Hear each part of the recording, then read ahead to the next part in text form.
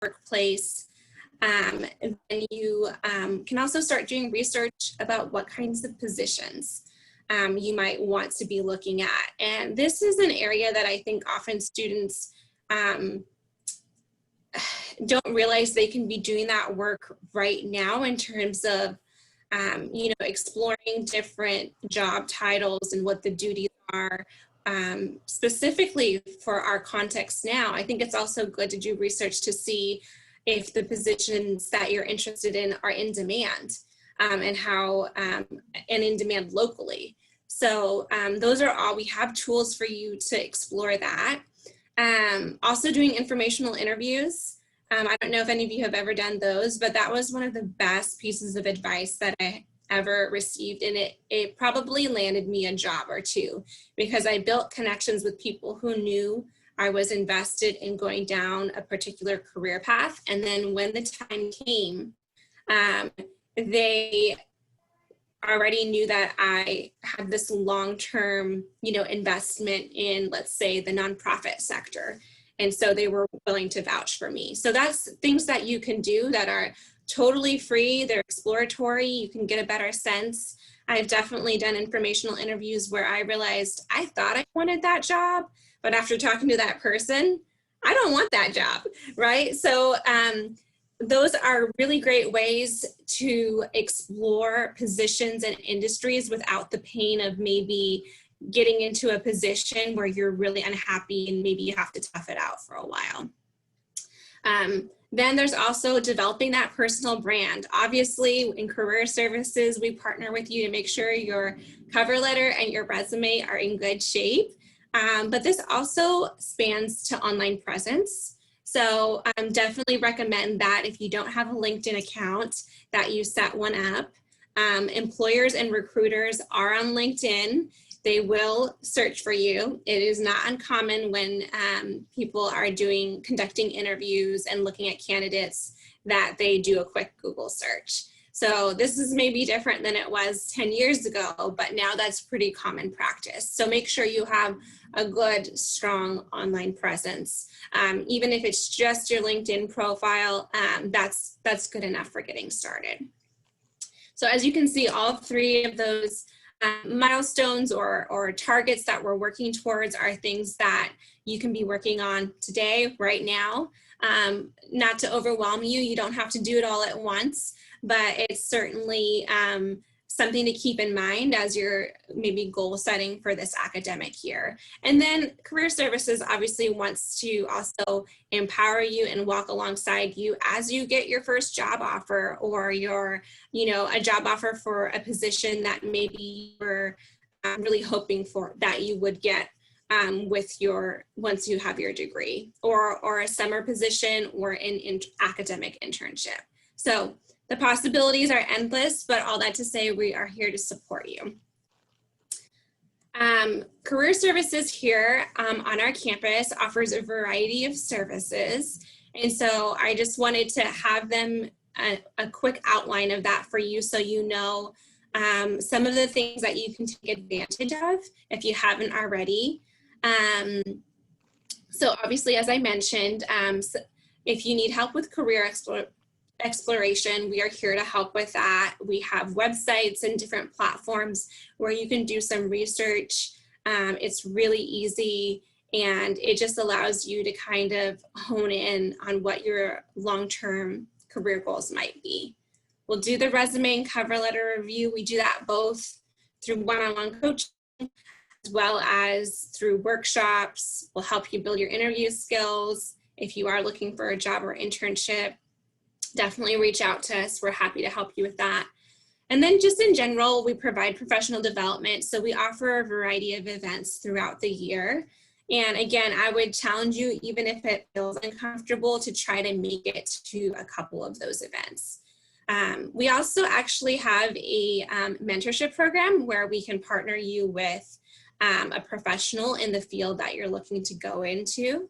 And so I'll unpack all of these a little bit more in just a minute, but I just want to pause and see, are there any questions right now from any of you? And I can't see all of your screens, so you can totally unmute if you do have a question. Okay, I will proceed, but feel free to jump in if something comes up. Hey, Kristine, I think Danielle has her hand up. Oh, okay, perfect. Hi. Yeah. How do you go about contacting the people that you are interested in doing an interview, an informational interview with? Yeah, that's a great question. So I would, just probably during this time specifically, I would draft an email introducing yourself and your field of study, and state up front that you're hoping to do a 30-minute, and you can do less time, no more than 30 minutes is my advice for you all, because it shouldn't be too great of an inconvenience for them. But if there's someone who's community minded, they're not going to mind having 15 to 20 minutes that they're putting aside for you. And you could do them the courtesy of even saying, I've attached, once they agree, saying, I will send the questions beforehand so that you can take a look at them. So, and if you want to pursue that and you need any help drafting that email, I'm more than happy to do that. Thank you. Yes, but highly, highly recommend. That was such a powerful resource for me when I was a student. So again, I mentioned. Oh, can I just add one little thing? And yes, then now that you guys are all Cougs, you have your WSU email address, and that's a powerful tool. So it's a small point, but I would definitely send that email from your WSU email address. Yes, yes. We have a lot of alumni in the community and a lot of alumni who want to give back. So Anna is exactly right. That can be used for influence a little bit. So now that you're part of the Coug family, or you're continuing as a part of the Coug family, make sure you utilize that email address for your benefit. So, all right, any other questions? Okay.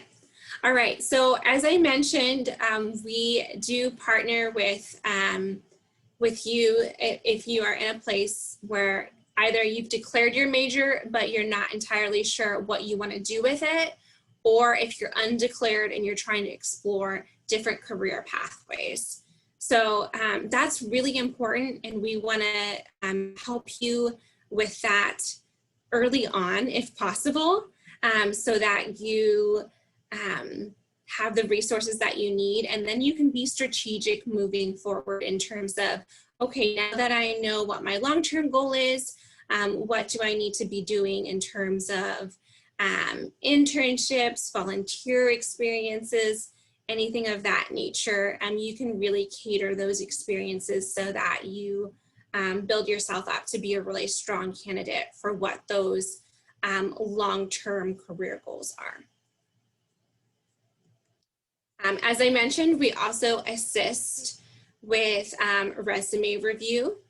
And this is something, again, that I think sometimes students wait until there's a reason that they need to have a resume. And I would say that if you can make like one short-term goal for yourself in terms of professional development, make sure you at minimum have a draft of a resume that you could send over to me and we can set up an appointment.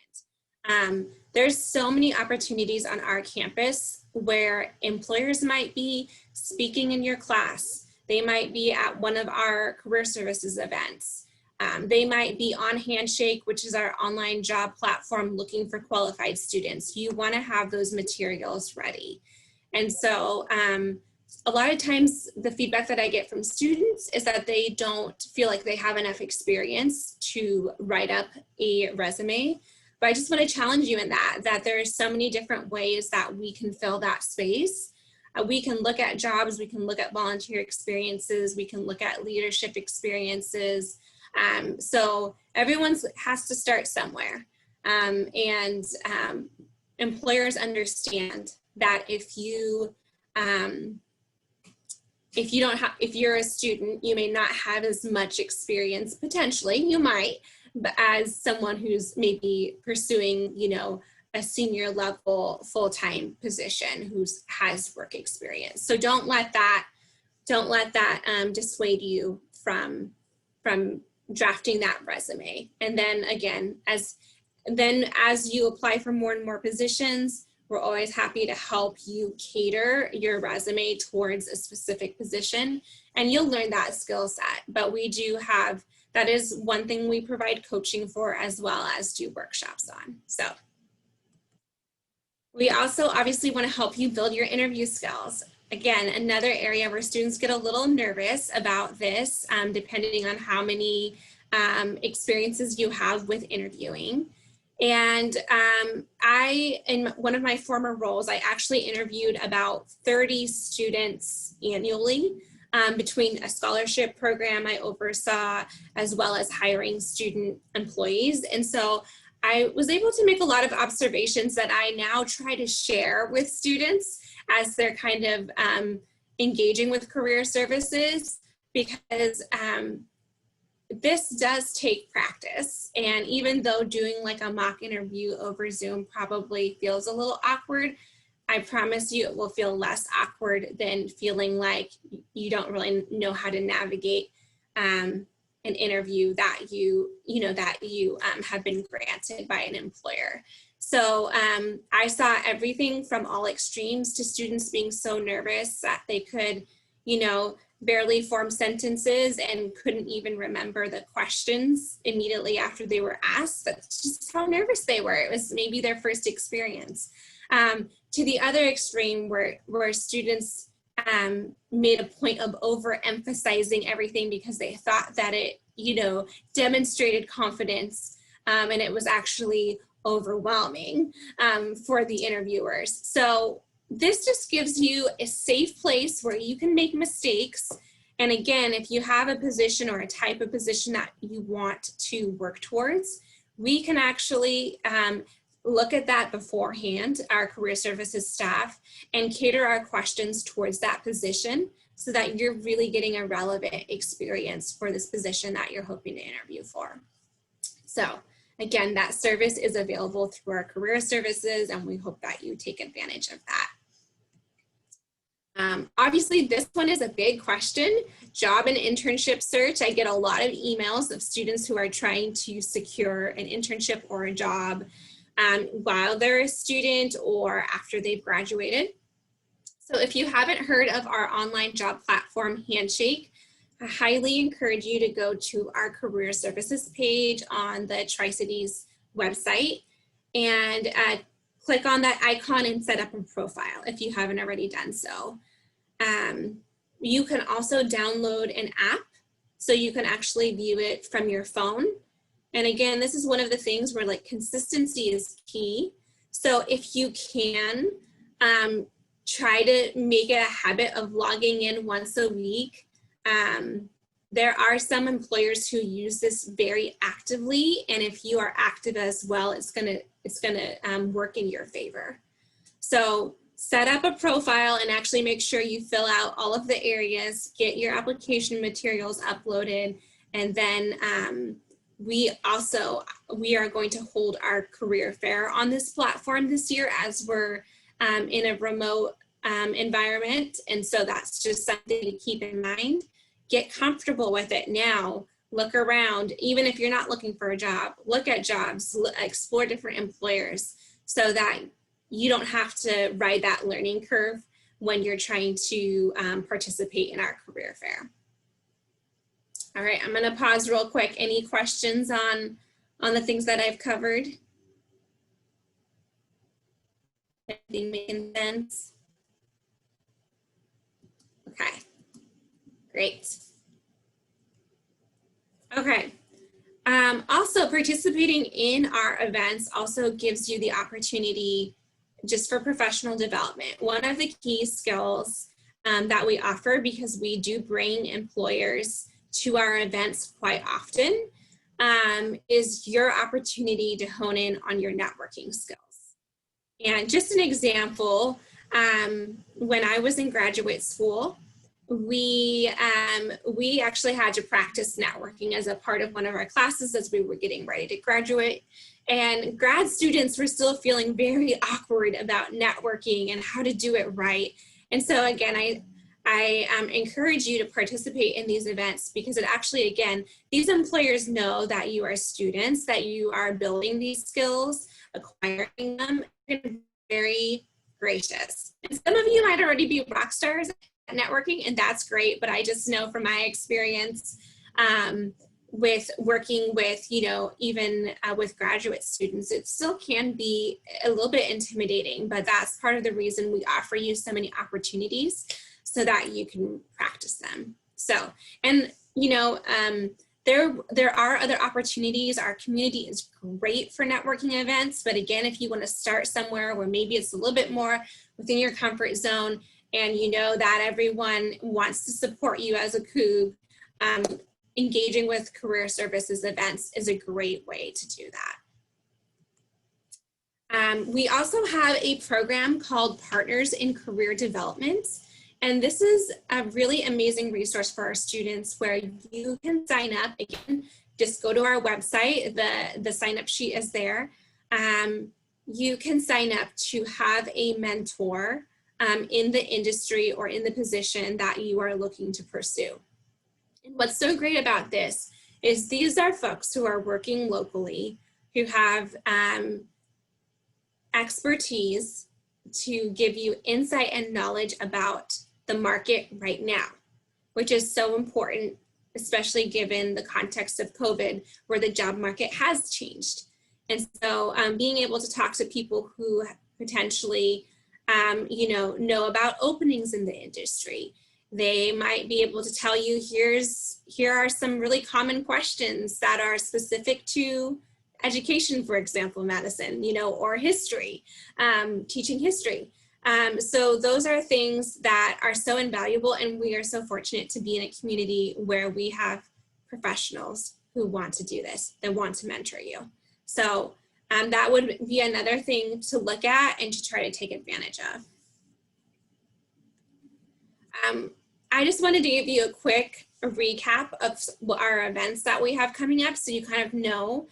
These are easy ways to engage with career services. We're going to be having an open house here next week, and we will do a brief overview of services, kind of like what I'm doing now, but we're also going to do a tutorial of Handshake, which is that online job platform, and hopefully have some employers as guests who can talk about the current job market, and then just do some fun activities so you can get to know the career services staff and maybe connect with other students who are also trying to be proactive about their career journey. Then right off the bat in September, we're gonna have our first cover letter and resume workshop. And these kinds of workshops, we really go in depth about what is kind of the best, what are the best practices, what are things to avoid on a resume and cover letter. And we will provide you with a template and have some question and answer time for that as well. And then shortly after that is our JCPenney Suit Up event.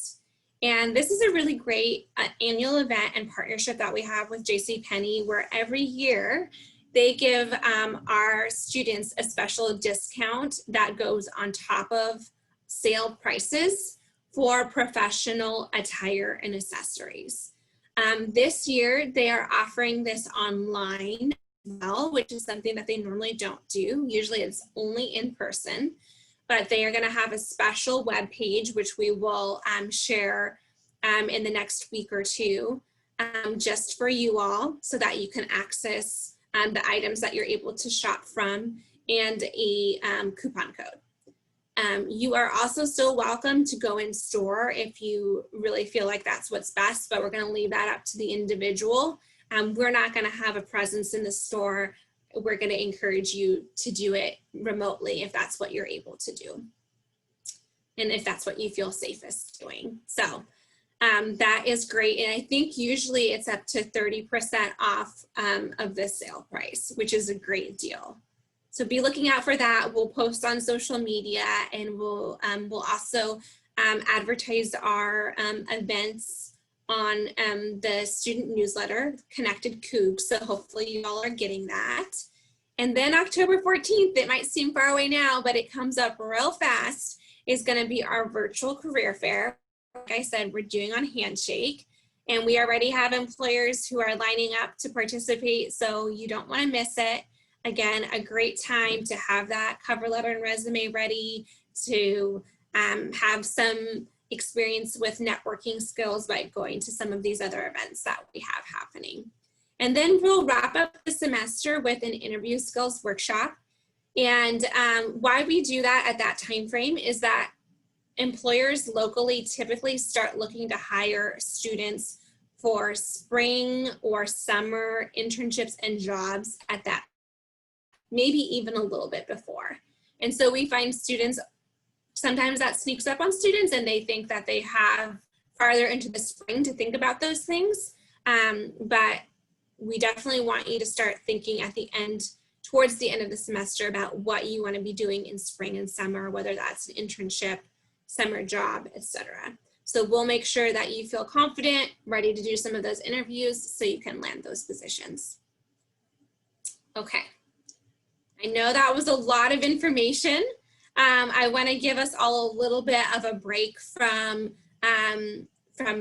that with an activity, and this actually will help us to start investing in that first milestone or target, which is self-awareness.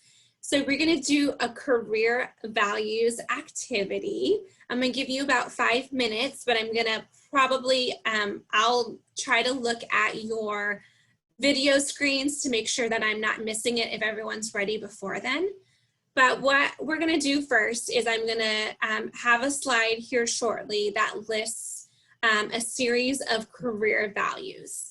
So you can look at that list and identify which you would say are your top 10 values for a career. If you don't see one on there that you really feel like is important to you, feel free to write in your own. That's perfectly fine. But this is just so that you feel like you have some structure and guidance. So I'm going to show the next slide. So all of the values are listed there on that one slide. So if you just want to take the next 5 minutes and think and jot down or type up whatever works best for you, your top 10 career values. And let me know if you have any questions. Feel free to put them in the chat as well if something comes up as we go along.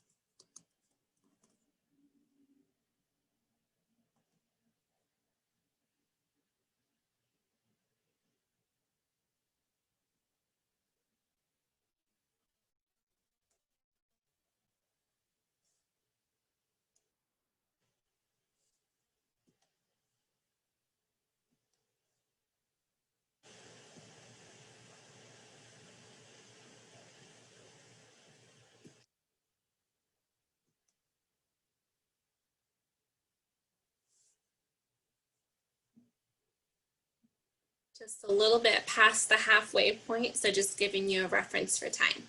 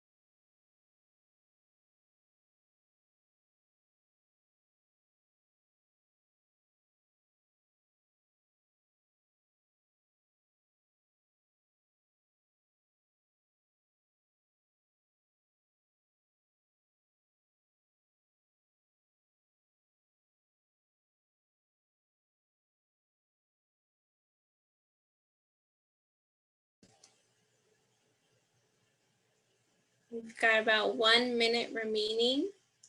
If you are done, and maybe you can just let me know by doing the little reaction where you raise your hand. That way I kind of know where we're at.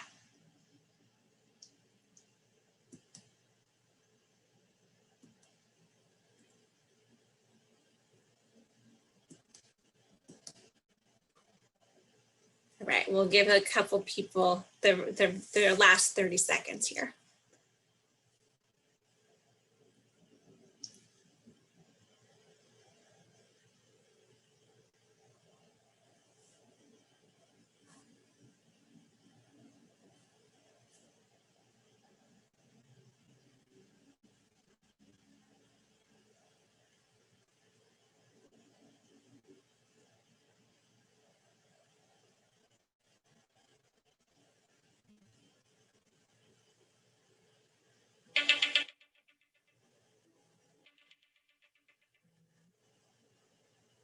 Okay, that's our signal that we have to move on. So hopefully you were able to identify 10. Was that easy, hard? How did people feel about it? The first few parts of it were easy, like the main ones. It was when you started getting into the detail that it kind of got a little hard. Okay. Definitely. Yeah, and sometimes being able to identify these things, you know, it takes a little bit of self-reflection, thinking about some of our past experiences, what we're hoping for in the future. And so it does kind of take a little bit of, maybe a little soul searching to really figure out what is it that I want out of a career. So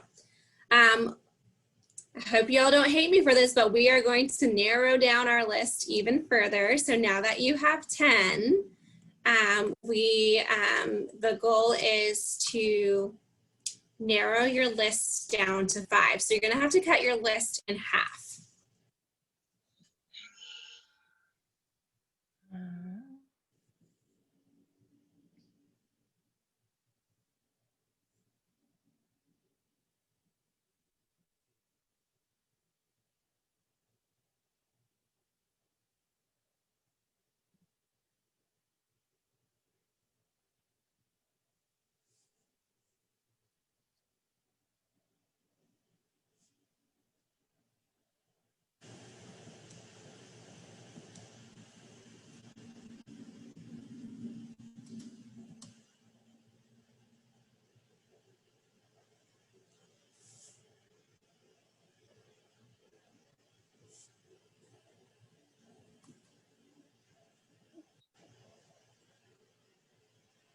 Just look up.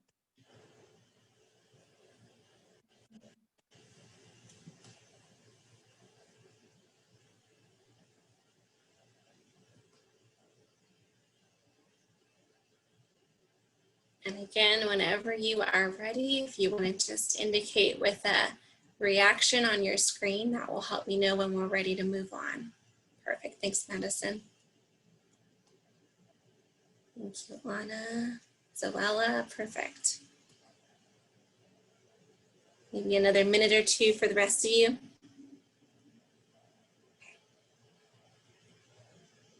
Thanks, Riker.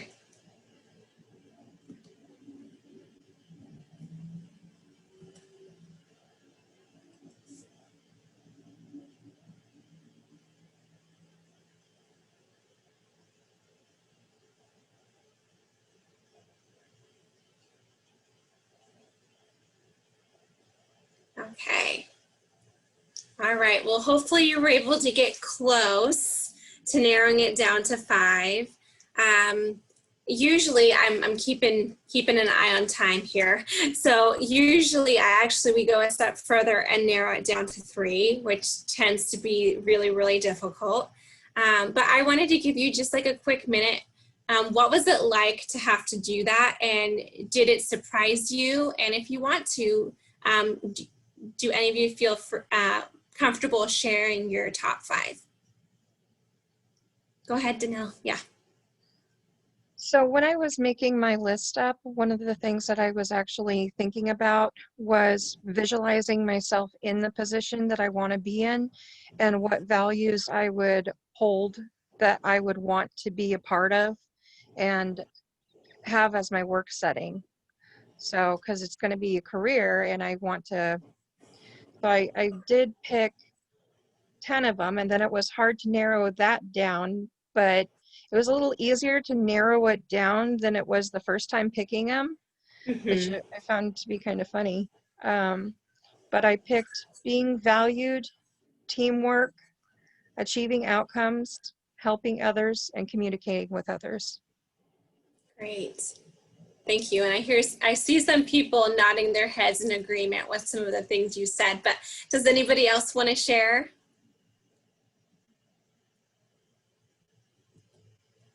I think Zoella was sharing hers in the chat, so we can also take a look there. I can pull that up. Let's see. So she put helping others, communicating with others, analytical thinking, challenging work, and career advancement. And I just see your note, Anna, so I can stop sharing my screen here real quick so it's easier to chat with one another. Okay. I don't want to move us forward too fast because I think these are good conversations to have. Anyone else feeling like they can share out a little bit? Maybe one more person?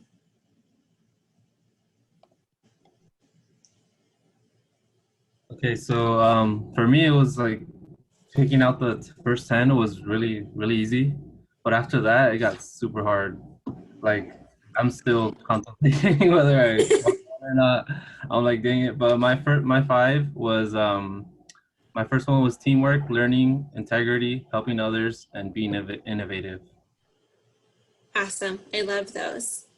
Yeah, and it can be so difficult because sometimes when you're having to cross off a value, it feels like you're having to like sacrifice something or give up a part of something that you feel like is really a part of yourself. And so one thing that I always encourage students to do, whether we're doing this for career values or maybe we're working on a team together, is, can some of these other values or words actually be captured by what you end up picking for your top 3. But when you do have such a distilled, refined idea of what you value, it really helps you take strategic, directed steps. In your career, in your academic journey, those can be anchors. And I said that to my team that I'm supervising this year. I said, whenever, times get tough or we have a challenge before us, let's go back to our team values. And you can do that also individually, is go back to that values and say, okay, how do I want to respond in this moment based on what my values are? And, part of learning, being a student, being an adult, is figuring out how to align our behaviors with our values. So this is just one way you can do that. So thank you all for participating. Yeah, Anna, go for it. Can I jump in? Kristine, I so appreciate you mentioning that. And just for the group, there's actually quite a bit of, well, I think it's really interesting research that talks about when we connect with our values in academic settings, that like in like a testing situation, that actually grades improve. And it's crazy, right? So one of my favorite studies, I think it was a biology exam, and half of the students just like started right in on, you know, blah, blah, blah, what's in a cell, stuff I don't actually know, right? And then the other half, for the first 5 minutes, it was like, this like little, took a minute to just kind of remember, like, who am I and why am I here? Like, what am I about? And they got way better grades on a biology exam, right? So I so love that Kristine is leading us through this exercise, and there's value for it, which she was saying, but I'm just kind of backing that up. Like, there's value for that all the way through. So when you're in a class that's stressful to you and it kind of like gets you angsty or sweaty and you're sitting down on exam day, give yourself that gift of like, hold on, I'm going to get there 2 minutes early, and I'm going to remember, who am I? What am I about? What are my values? And I promise you, it's gonna work. Okay. All right. I'm looking at the time, so I just want to be mindful of that. Anna, do I need to wrap up in the next 2 minutes? Is that kind of where we're at? I think you're okay.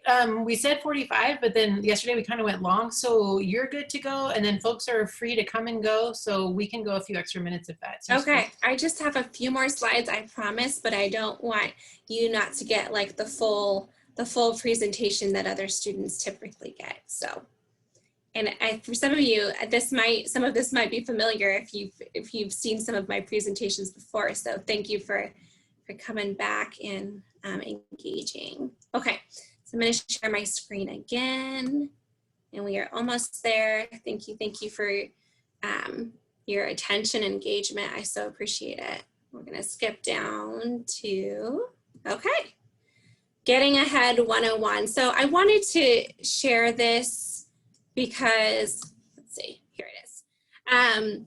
Because again, I want to emphasize that you are already on your career journey. You already get to take steps and exercise skill sets and values that help you be a professional today. No matter whether you have a job at the moment or not, that doesn't matter.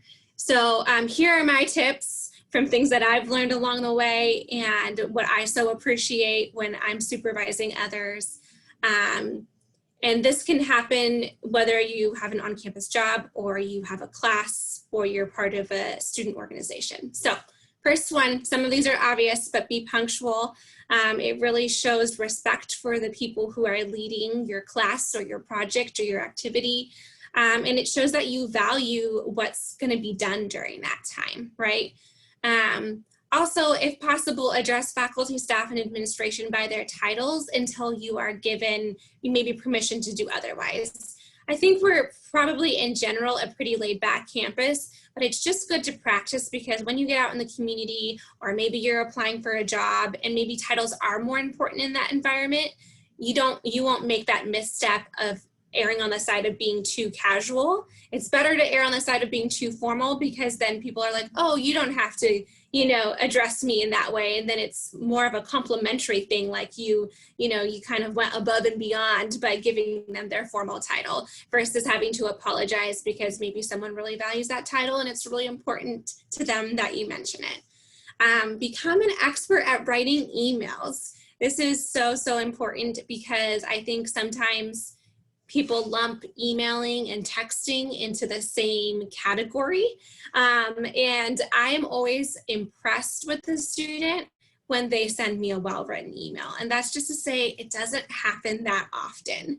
And so if you can invest in building that skill, again, make sure you're addressing the person, make sure you're communicating who you are and your reason for sending them an email, that you're using full sentences, spelling out words, using punctuation. Again, I know you all are real smart and you probably know all of that, but it really will make a big difference. And then there's not so much of a learning curve when you're in a professional setting, and that is the expectation, right? So again, these are my personal pieces of advice here for you. Let me see, there's someone writing in the chat. I just want to make sure there's not a question. Oh, perfect. You're practicing that in tomorrow's session. Awesome. Okay. Also ask questions if something is unclear. Again, this is something that I can't emphasize enough. There's so many times where maybe I get a question after the fact, like we've already finished a project, and then someone will say, well, I didn't really understand what you were asking for. And I'm like, okay, well, you get to ask questions beforehand, like or during the process. That is something that is very welcomed, especially in an academic environment, whether you're in a class or you're have an on-campus job. We are happy to do that, and we actually love getting your questions. So I want to really encourage you to do that, especially as we're in this remote, setup. It might be even more necessary that you just get comfortable putting yourself out there a little bit and asking those questions. Build relationships with your faculty and staff, because this is actually where you get to start networking again. Today, you get to start networking with myself, with Anna, leave a good impression. A lot of us are going to be the people that you circle back to serve as references. And so you want to have those relationships established. I know that some people are like, oh, darn it, I have to list a faculty and I didn't really build a strong relationship with any of my faculty. So know that, it's pretty common with your first job, or even if you're going to apply for an internship, that they want you to have an academic reference. You might also be interacting with other staff regularly who can give you a good recommendation. So think ahead, establish those relationships with the people who are here and want to do that anyway. Practice positive body language. This is a big one for me. As I mentioned, I used to supervise a scholarship program, and we would have our meetings from 7 to 9 p.m. in the evenings. And you can imagine students were tired. They'd had a full day of classes. Maybe they had an on-campus job. And oftentimes, they'd come in and we would have guest speakers, and they'd be slouching in their chair or have their head on the desk. And I had to say, that communicates something to the people who are in front of you, and it's a little tricky, here we are on Zoom too, and we have to figure that out. How do you be engaging, show that you're paying attention? Those are important things, but they go a long way. They really do. Take ownership of your mistakes. One thing I always tell my student workers is something I highly value is teachability and humility. None of us are ever going to get it right every time. And when you are able to admit a mistake and not get defensive, you actually start to restore that relationship immediately. And so it actually, puts you in a better light that you're able to own up to, something that went wrong. And that goes the same for leaders. The people who are, your boss or your professor should be doing the same thing and modeling that for you. Now you can also focus your assignments strategically. Again, if you really know what you want to work towards career-wise, this is something I did in graduate school. Once I knew the type of position I wanted, I directed all of my research towards that end. So whenever I was able to pick a topic for a paper, I did so with the end goal in mind. Now, obviously you can't always do that depending on what kind of class it is. But I think this is kind of just like one of those work smarter, not harder, where you can combine becoming more knowledgeable about the career you want to end up in while also investing in your academics. And usually when you pick something like that, you're going to be excited about it, passionate about it, which will hopefully enable you to do well on the assignment. And then outside of academics and employment, I encourage you to join clubs and organizations that are associated with your major, and even those that aren't. But again, this is a great resume builder. It's going to help you build your network with your peers. I'm still connected with a lot of the people that I went to college and grad school with. And when someone is looking for a job, guess what? We are talking about it on social media. And they also are posting jobs in groups that we're still a part of on social media. So build those connections as you can.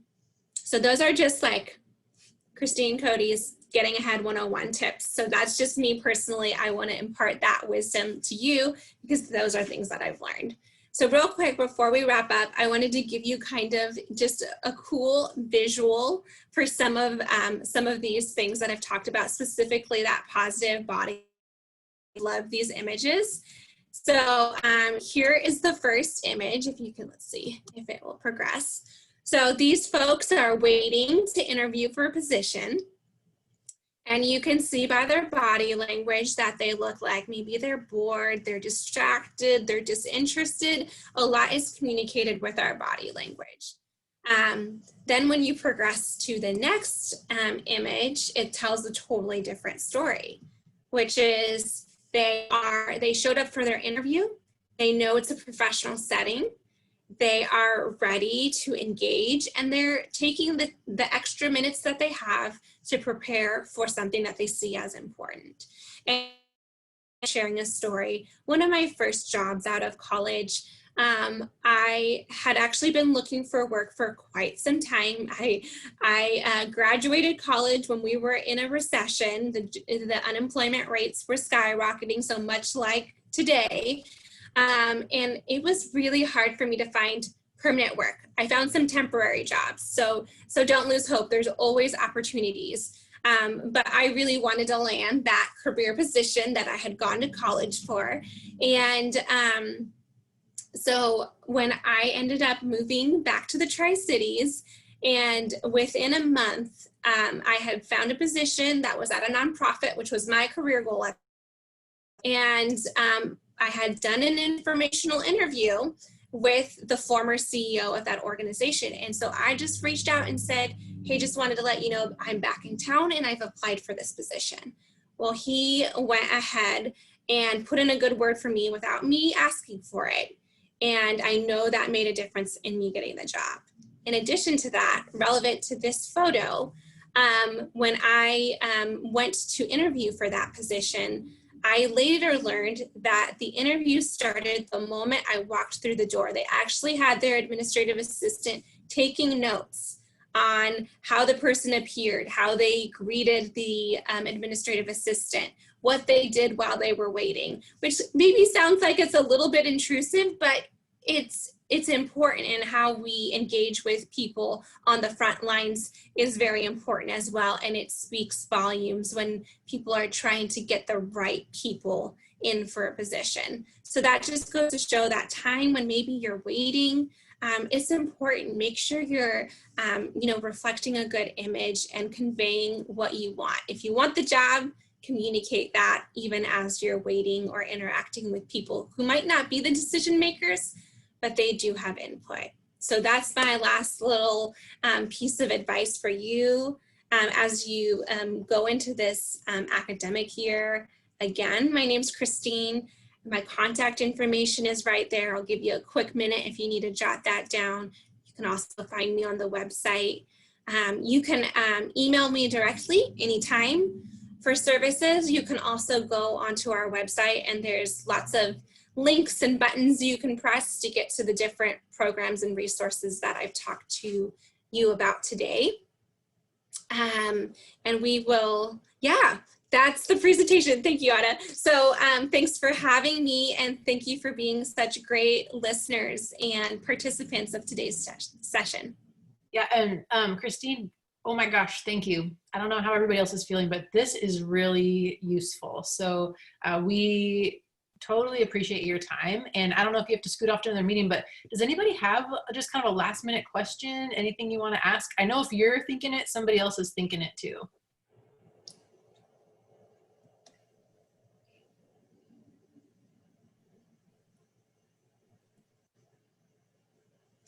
Yeah, any questions you have about services, what we offer, upcoming events, feel free. I'm here now, or you can also reach out to me later. Hopefully you learned a little bit today through the information that I shared. Hopefully it wasn't too much of a repeat for any of you, but it was great to get to know some of you in this virtual format. I hope to see your faces throughout the academic year. I will be excited if you make an appointment with me. So I hope that happens here in this fall semester. Perfect. And then again, just to shamelessly plug our last session tomorrow, this is awesome. And then I think the 2 ways, if you have time tomorrow, back at the noon time slot, how that will link to today is, Kristine was talking about the importance of making those faculty relationships. And so we're going to really dive into how do I get in touch with faculty? Like, what are the ways to do that? Part of that will be how do you write that killer email, but I think it'll be a nice kind of 1-2 punch. So now you see the big picture, and then tomorrow we'll dive into some details that will kind of get you going where you want to go. So as I said in the beginning, it's really great to see you guys. I give yourself 1,000 bonus points. Tell your professors you get 1,000 bonus points for showing up at Jump Start. It says a lot about you and your commitment to your own education. So it's cool. We're happy to meet you, and we're glad you're here. So, and I might see you tomorrow. So, all right, everybody, have a nice afternoon. Thank you. Bye. When I had a question that I didn't see in the chat, I think Peyton's still here. Was she the one who asked? Right now, if you want to make an appointment, you can email me directly at that kristine.cody@wsu.edu email address. We are going to have a booking website up shortly, and we will make sure to communicate that. But right now, feel free to shoot me an email and we'll get it set up. Cool. All right. That's my last. Okay. Thank you. Bye. Bye.